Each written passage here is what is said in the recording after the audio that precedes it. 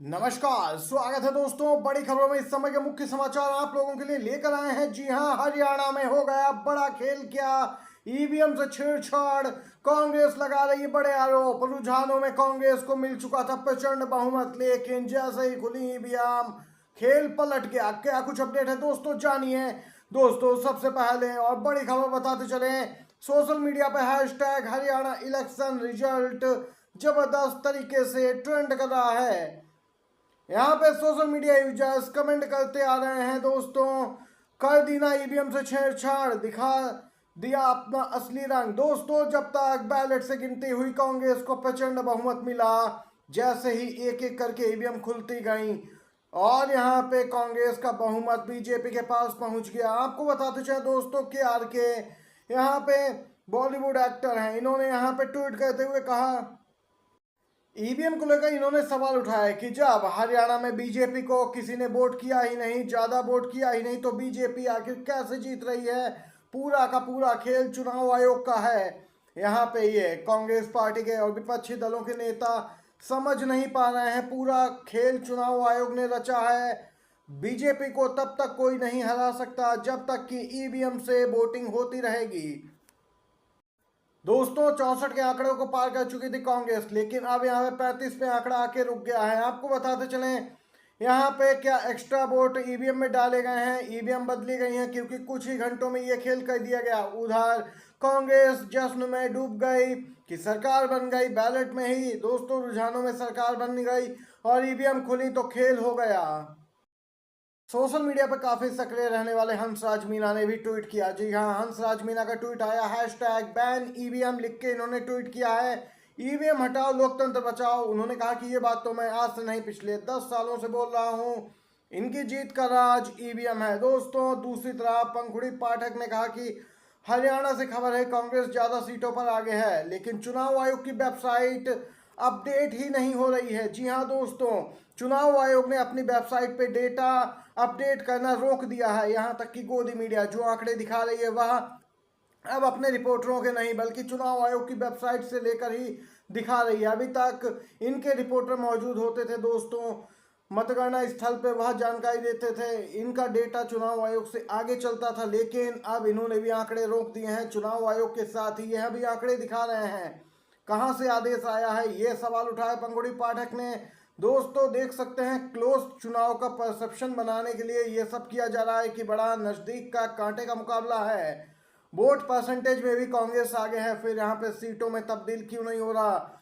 विनेश फोगाट जी हाँ जुलाना से 5,500 वोटों से आगे चल रही हैं। इलेक्शन कमीशन रिजल्ट अपडेट ही नहीं कर रहा है और इलेक्शन कमीशन की वेबसाइट पे इन्हें पिछड़ा दिखाया जा रहा है।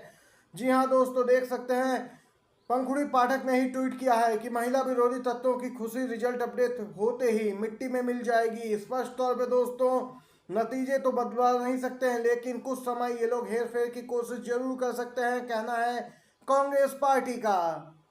साथ ही पंखुड़ी पाठक ने ट्वीट किया कि जब भाजपा हार रही होती तो दो काम ही होते हैं, भाजपा अपनी हार बर्दाश्त नहीं कर पाती। पहला काम ये किया जाता है दोस्तों कि काउंटिंग धीरे कर दी जाती है, वह रफ्तार नहीं अपनाई जाती है जो नॉर्मल प्रक्रिया के दौरान अपनाई जाती है। दूसरा कि चुनाव आयोग की वेबसाइट ही अपडेट होना बंद हो जाती है। चुनाव आयोग की वेबसाइट पे आंकड़े कई घंटों से वही हैं दोस्तों, जो बदलाव नहीं हो रहा कुछ भी। यहाँ हरियाणा में हो रहा है दोस्तों, स्पष्ट है कांग्रेस नेताओं का मनोबल टूटा नहीं है, कांग्रेस सरकार बनने जा रही है, कहना है पंखुड़ी पाठक का। दोस्तों आपको बताते चले हैं, हरियाणा में पिछड़ी तो ईसी के पीछे पड़ी कांग्रेस, कहा सुस्त है चुनाव आयोग की साइट। हरियाणा में विधानसभा चुनाव के नतीजों में हो रही देरी को लेकर कांग्रेस पार्टी ने चुनाव आयोग को घेरा, गंभीर आरोप लगाए। पार्टी का कहना है कि चुनाव आयोग दबाव में है बीजेपी के, सरकार के इशारे पे काम कर रहा है, जानबूझकर डेटा को धीरे धीरे अपडेट कर रहा है, जिससे नतीजों में पारदर्शिता को खतरा पैदा हो रहा।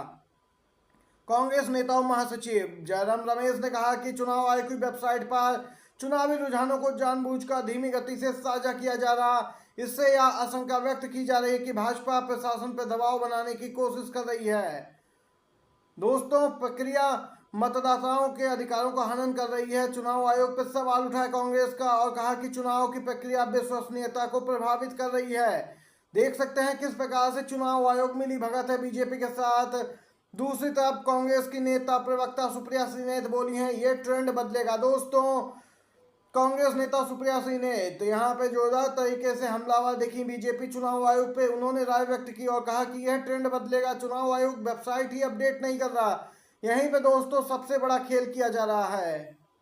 सिंह ने कहा कि हमारे डेटा के हिसाब से कांग्रेस आगे चल रही है, जमीनी हकीकत यहाँ लोग नहीं दिखा रहे, तस्वीर पलटेगी।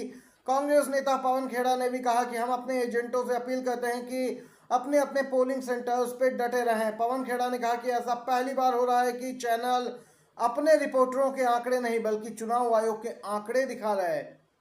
चुनाव आयोग के आंकड़े 4 या 5वें राउंड के हैं। पवन खेड़ा कहना कि जबकि हमारे कंट्रोल रूम से 11 से 12 राउंड के आंकड़े आ चुके हैं। 4 राउंड के बाद दिनेश फोगाट को पीछे दिखाया गया, लेकिन 9 राउंड के बाद वहां 6200 वोटों से आगे हैं। दोस्तों ये आधिकारिक आंकड़े यहाँ पे पवन खेड़ा ने कहा कि हमारी ओर से जुटाए गए हैं। ताजा आंकड़े दोस्तों आपके साथ शेयर करें। जम्मू कश्मीर को लेकर भी अपडेट बताते चले। इंडिया गठबंधन की बन गई सरकार। जी हाँ दोस्तों, जम्मू कश्मीर में नेशनल कॉन्फ्रेंस और कांग्रेस यानी यहाँ पे इंडिया गठबंधन 52 सीटों पर, बीजेपी 28, अन्य 8 पीडीपी यहाँ पे दोस्तों 2 सीटों पर ही बढ़त बना पाई है। स्पष्ट तौर पे दोस्तों जम्मू कश्मीर में बनने जा रही है इंडिया गठबंधन की सरकार। यहाँ पे ये ताजा अपडेट आ रही है।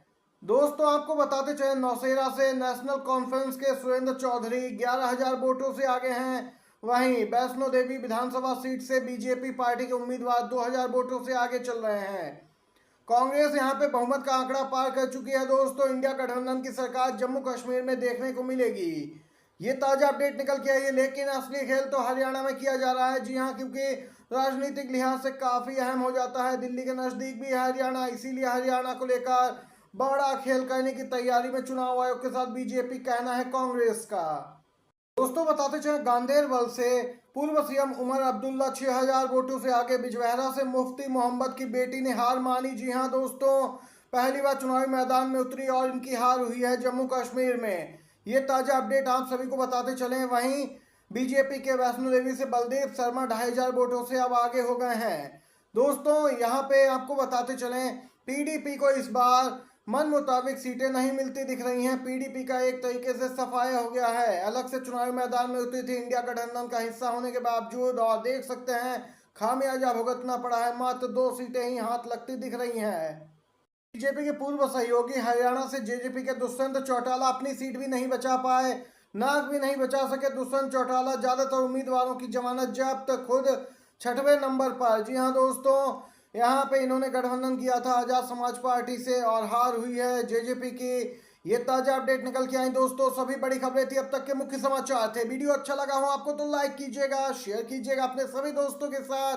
दोस्तों रिक्वेस्ट है, अगर आप चैनल पर नए हैं तो सब्सक्राइब कीजिए चैनल को। बड़ी खबरें आपको पहले मिलेंगी, सही सही जानकारी सबसे पहले पहुंचे। धन्यवाद आप सभी का वीडियो देखने के लिए। जय हिंद।